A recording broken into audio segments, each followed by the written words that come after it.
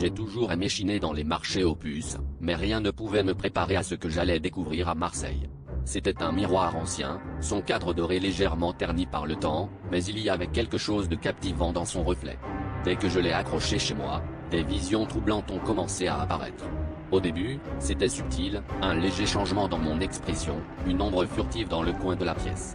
Mais bientôt, j'ai commencé à remarquer quelque chose de beaucoup plus sinistre, quelque chose qui m'a glacé le sang. Chaque matin, en me regardant dans ce miroir, je me voyais un peu plus pâle, un peu plus amaigri, comme si une partie de moi-même s'évanouissait.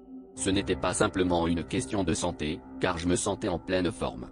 Pourtant, mon reflet racontait une autre histoire, une histoire de déclin inexorable. J'ai commencé à douter de ma santé mentale, me demandant si ce n'était pas une hallucination ou un cauchemar dont je ne pouvais pas me réveiller.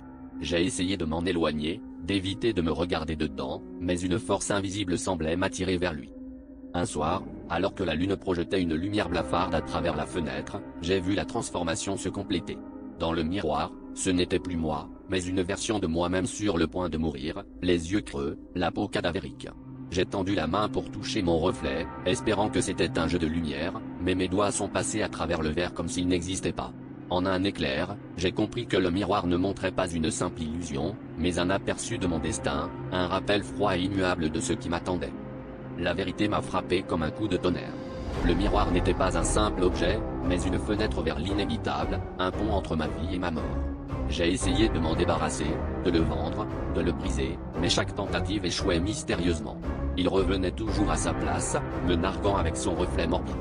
Maintenant, je vis chaque jour avec la certitude terrifiante que l'image dans le miroir deviendra bientôt la réalité, et que je suis impuissant à arrêter cette descente dans l'oubli.